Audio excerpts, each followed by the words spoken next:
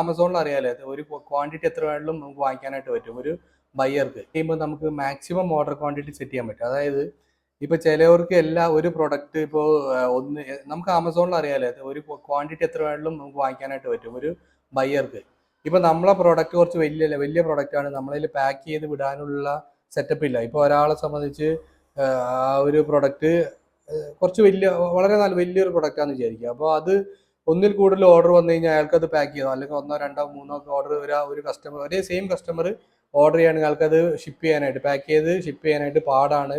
എങ്കിൽ നമുക്ക് എന്ത് ചെയ്യാൻ പറ്റും? ഇതിനകത്ത് ആമസോണിൽ തന്നെ നമുക്ക് മാക്സിമം ഓർഡർ ക്വാണ്ടിറ്റി സെറ്റ് ചെയ്യാൻ പറ്റും. ഇപ്പം അതിനകത്ത് നമ്മൾ ലിസ്റ്റിംഗ് എഡിറ്റ് ചെയ്യാൻ നേരത്തെ ഇവിടെ ഓഫർ എന്നുള്ള ടാബിൽ പോയിട്ട് താഴെ വന്നു കഴിയുമ്പോൾ മാക്സിമം ഓർഡർ ക്വാണ്ടിറ്റി ഉണ്ട്.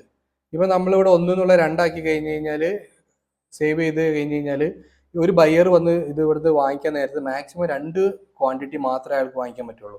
ഇപ്പം നിങ്ങളിവിടെ ബ്ലാങ്ക് ആക്കി വിടുകയാണെങ്കിൽ അയാൾക്ക് എത്ര, ഇപ്പോൾ 5 എണ്ണം വേണമെങ്കിൽ 5, 6 എണ്ണമെങ്കിൽ 6 അവിടെ മേടിക്കാനായിട്ട് പറ്റും. നമ്മളത് ഓർഡർ വന്നു കഴിഞ്ഞാൽ പാക്ക് ചെയ്ത് ഡെലിവറി ചെയ്യേണ്ട ഉത്തരവാദിത്വം നമുക്കാണ്. അപ്പോൾ മാക്സിമം എന്ത് ചെയ്യുക, നിങ്ങളെ പാക്ക് ചെയ്യാൻ ബുദ്ധിമുട്ടുള്ള ഒരു പ്രൊഡക്റ്റ് ആണെങ്കിൽ നമുക്ക് താങ്ങാവുന്ന, അതായത് ഈസി ആയിട്ട് പാക്ക് ചെയ്യാൻ പറ്റുന്ന ക്വാണ്ടിറ്റി മാത്രം അവിടെ ഇട്ട് കൊടുക്കുക. അപ്പോൾ നമുക്ക് പാക്കിങ് കുറച്ചുകൂടി ഈസിയാവും.